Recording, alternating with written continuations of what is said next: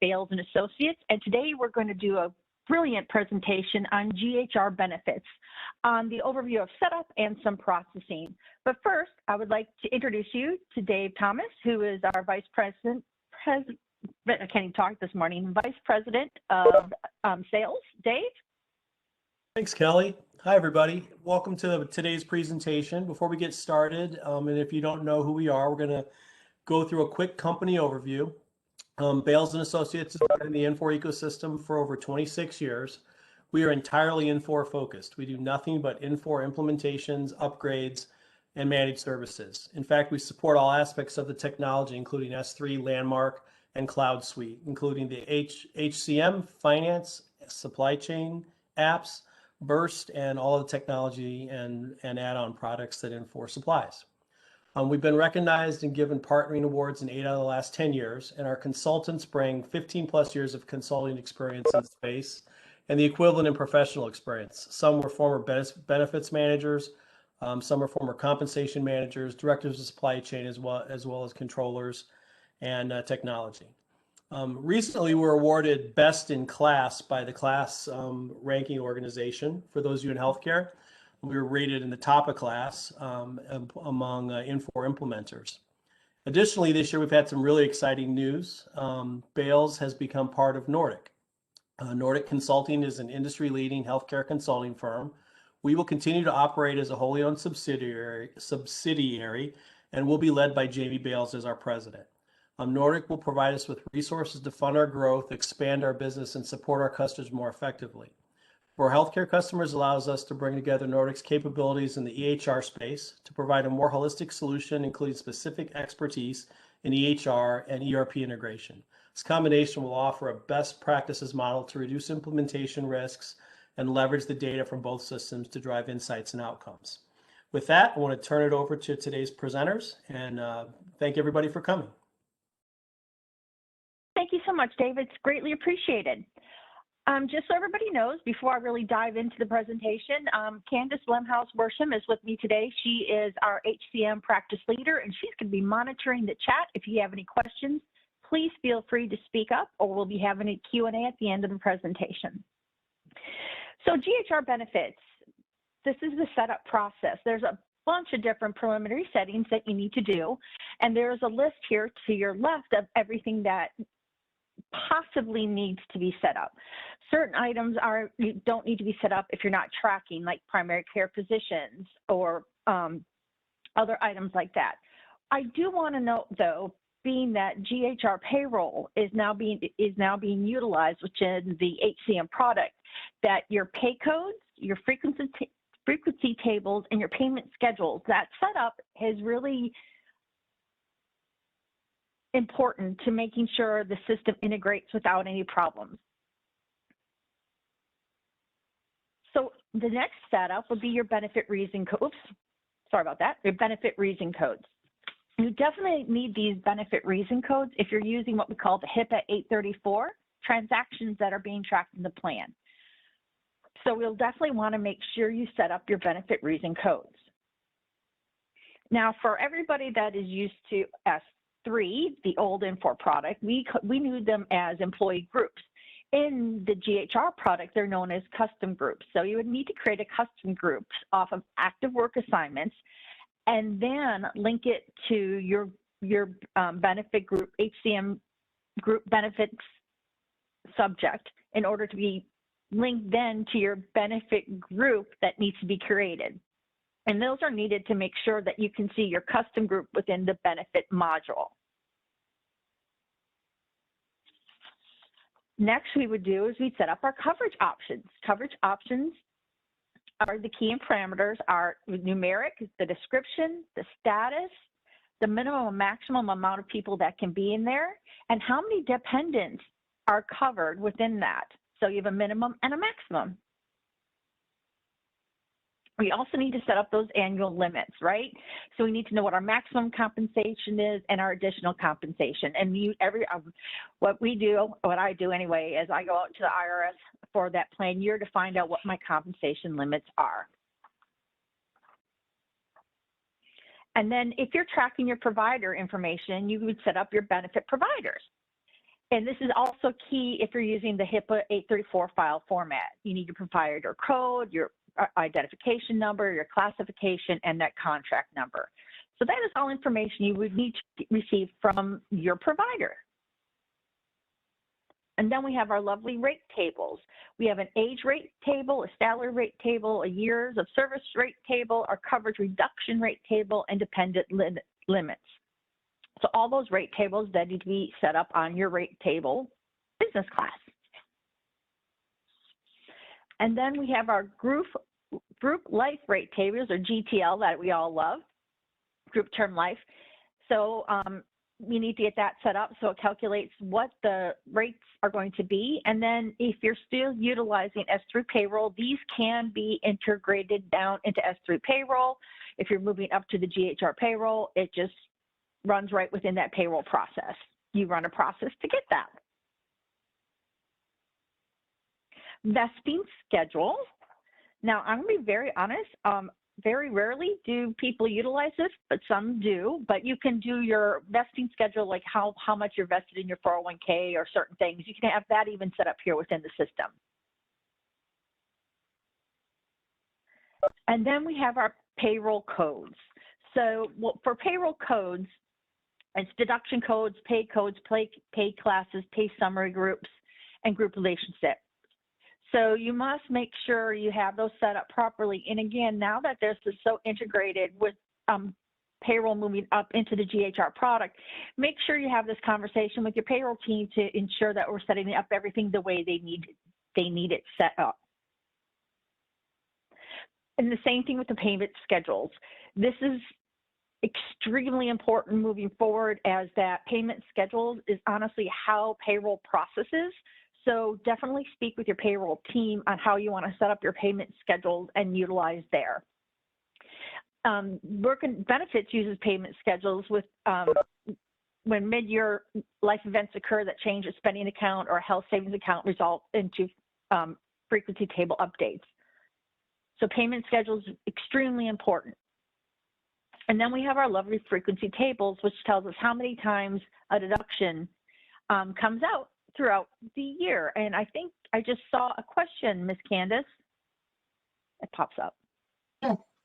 Is the vesting option based on years, or can it be on days, i.e. 90 days? It could be either or. It's all how you want to set it up. Thank you.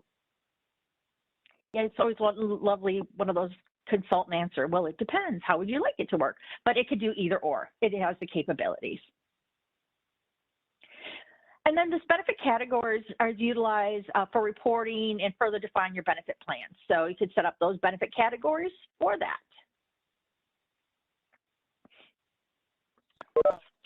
And then we have our all-important dependent relationships. And these are important because when you're adding dependents to a plan, and if, for example, I have employee option 1, employee plus child is option 2, employee plus spouse is option 3, and then family is option 4, it does look at the dependent type on whether or not they can be added to that plan.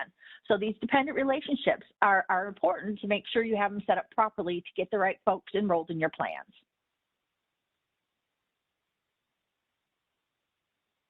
And then we have your primary care physician codes. If your organization's benefit plan requires a primary care physician, you need to define the primary care physician codes to be included on the HIPAA file. So again, you just need to get the pertinent information to get them set up in the system. And this is really cool. We can set up a benefit eligibility survey because a lot of times it's a yes and no question format, and it's used to find out if they're eligible to enroll, right? So we can set up these cool little surveys, and the survey can contain up to 5 questions in a yes or no answer format to determine if they're eligible.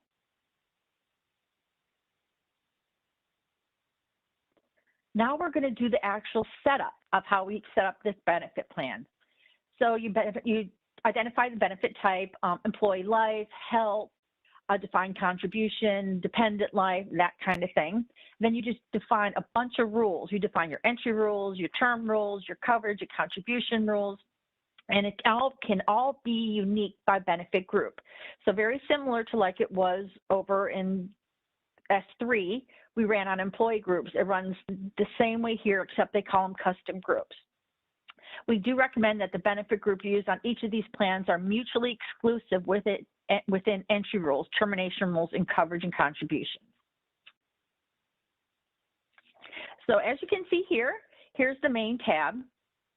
And there's a bunch of different items on this tab. I'm not going to go through all the fields, but this gives you an example of what you do and how what the main tab does. It tells you the benefit type, the coverage type it has, the contribution type it has, whether or not it's default plan, whether or not we have dependents, if the prompt for enrollment, if there's a smoker field, the frequency type, and then any kind of enrollment prerequisites or restricted plans.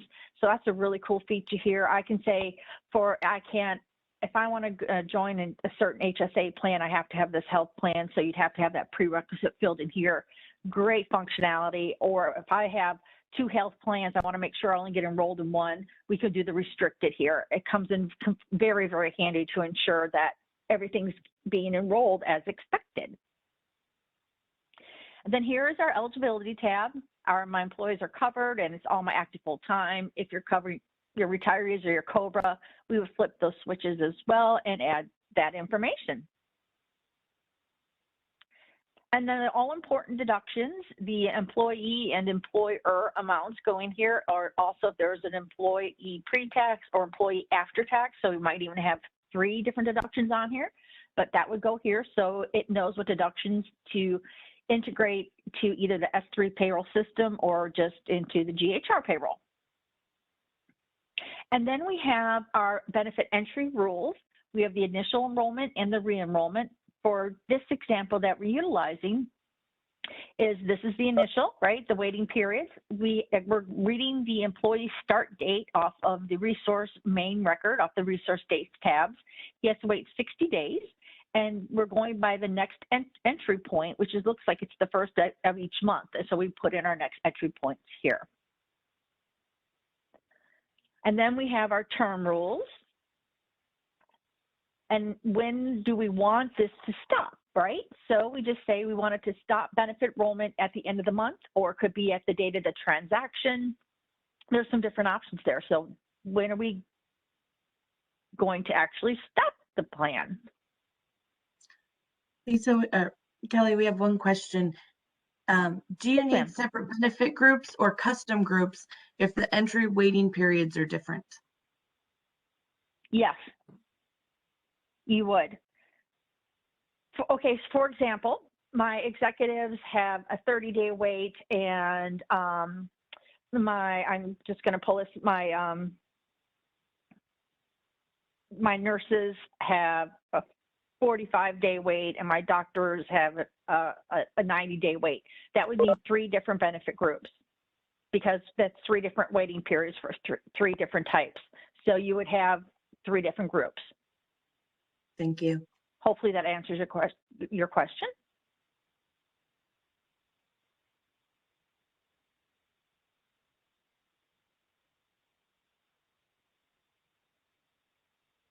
And then we have our coverage tab. So what kind of coverage? Dependent, student age, last day of the month of maximum aid when we I don't want to say terminate, but stop the coverage for the dependents. And then on the tab behind that, the option details. If this was an option plan, the coverage option, here's employee only, employee family, family and spousal surcharge, employee and spouse, employee and child, and a whole bunch of different options. So that just gives you an example of how you could set up one of your coverage options. And then we have our options amounts, our contribution tab.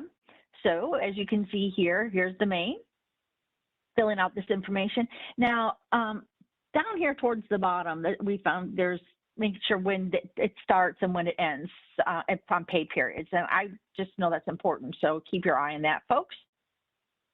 Under the Details tab, here's we actually fill out the rates, right? Pre-take tax, after-tax, employee amount, total.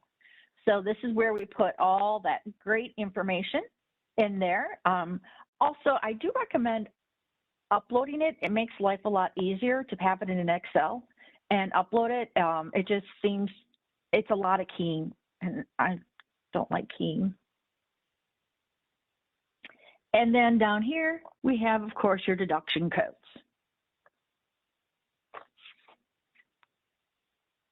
Kellie, we have one question. The question is, can you do custom calculations on the Yes, last? you can.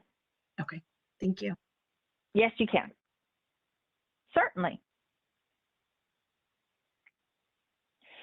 And then here we have this cute little export tab. So if you're going to be creating the HIPAA 834 file, everybody's favorite, you would just mark it here. If you need to just send out all the resource benefits, export to someone, have that there. Here's where you put your plan sponsor, member ID, and your insurance information. What I did not show here, and I apologize, is enrollment groups. That's for your new hire enrollments, your open enrollments, any kind of life events, you would create enrollment groups there. So now the fun part, the benefits, maintenance, and processing. So that first was just all the lovely little items that we need to do in order to set up a benefit plan. Now we actually get a process and maintain the employees in the plan. So we're going to go over mass create eligibility. Everybody needs to be eligible in order to enroll. Look at some eligibility errors.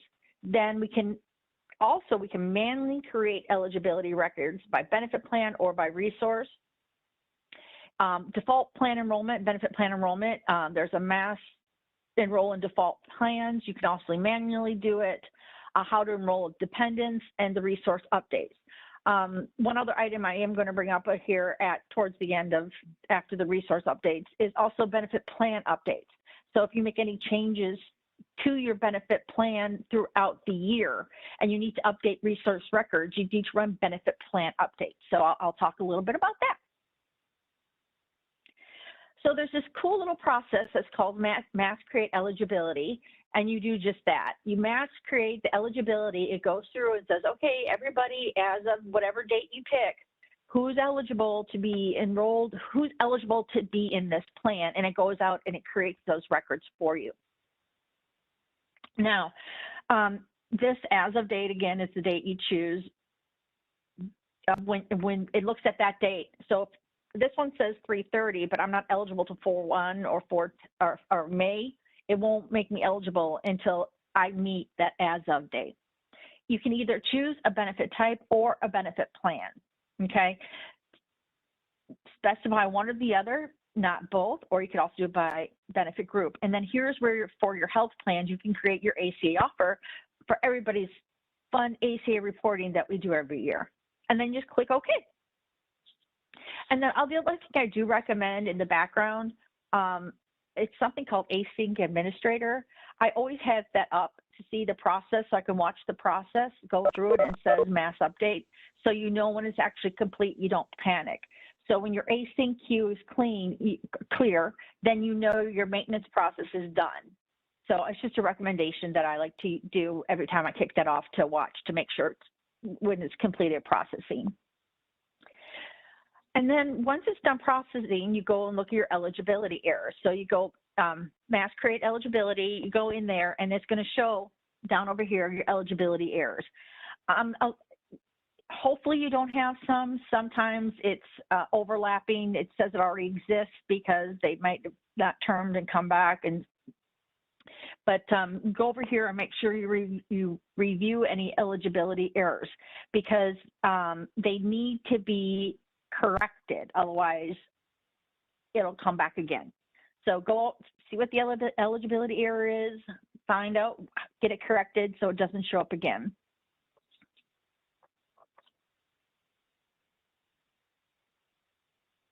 And then we have manually creating eligibility record by benefit plan.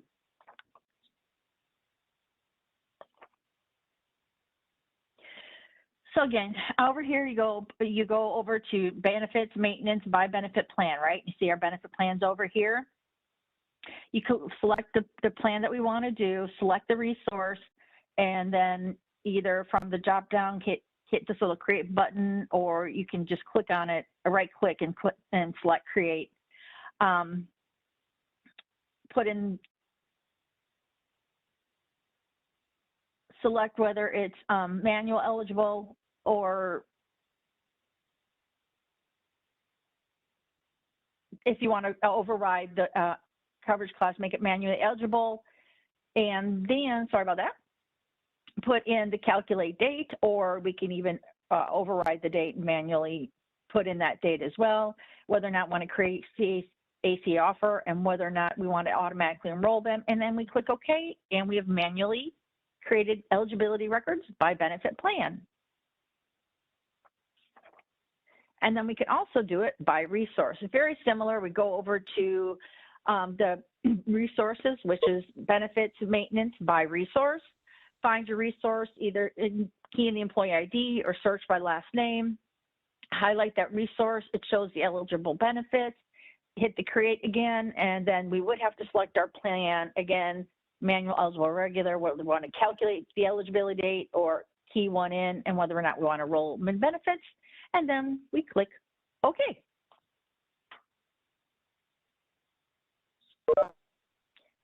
And now we're going to do benefit plan enrollment, default plan enrollment.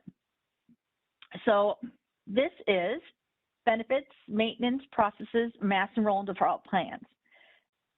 And so again, they have to have this always default here, and then we run this process over here.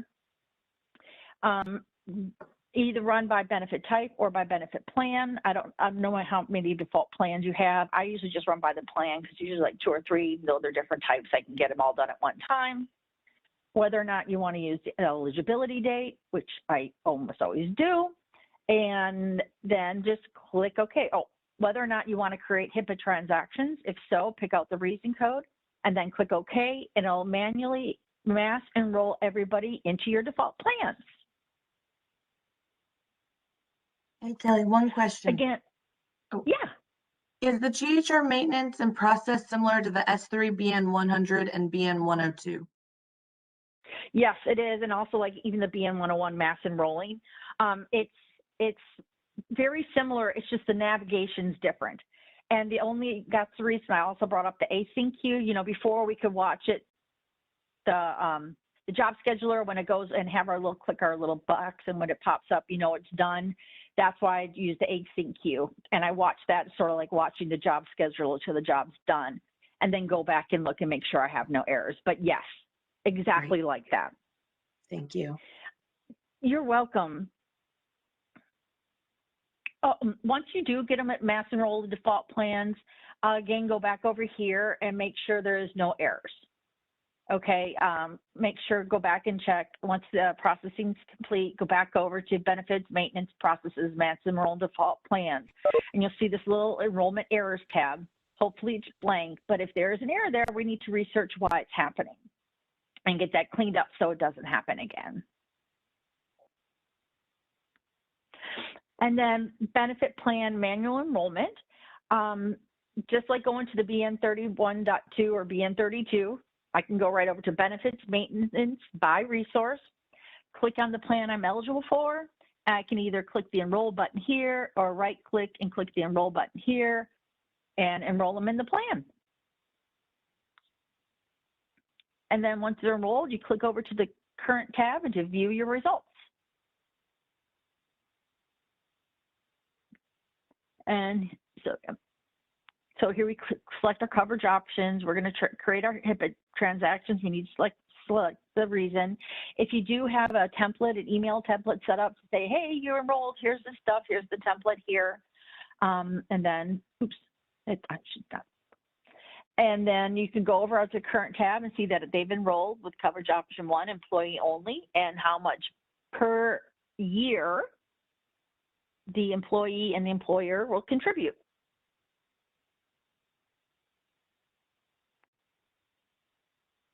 Now enrolling dependents. So of course, if you have your dependents, you pick a plan that allows you to enroll in dependents. That was all done in our setup. We go over to the resource, we go benefits, maintenance by resource, go over to that resource record and go to current. And what you want to do there is open that up. You can either double click it, it'll pop open, or right click and open, or hit the little open folder here, and it'll it'll bring up the record to where we can attach the dependent. The key is, though, we first have to make sure the dependent's in there. So I would go over to dependents and beneficiaries, make sure our dependent's listed, or I could go ahead and add a new one right there at that point. As you can see here, we want to go to dependents, and then we click on that button there, and then you would add, there's a little add button, and then hit the drop down the dependent button, select your dependent, which is the one we added there, and they are then enrolled as of that start date. Resource updates. Now, resource updates is like your BN100. This is the BN100 in GHR Benefits. So you go to benefits, maintenance, processes, resource updates, and it's going to process all your changes. So you want to create the report, and again, run it either by,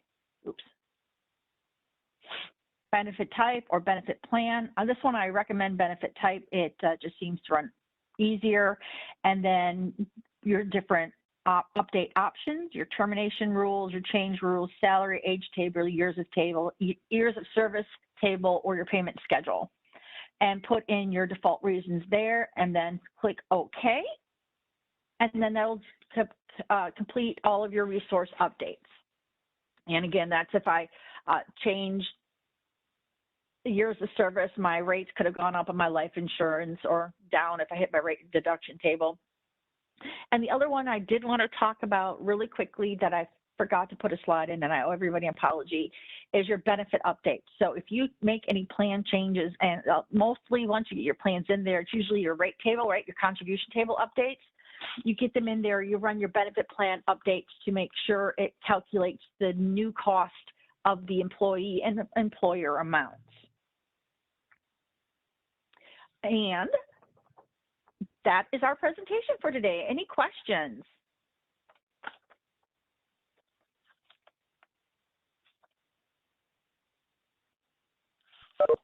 Okay. One other thing I did just want to make a little note or a little item I want to make sure I tell everybody. Benefits is running off of active work assignments.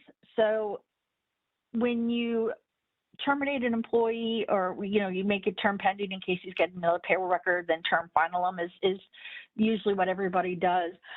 When you're term pending them, make sure you do not select for that status to inactivate the work assignments. It causes some challenges within the benefits area. Make sure you don't do that until you do term final, and then select it to inactivate the work assignments if you so choose. I'm sorry, Kandice, go ahead.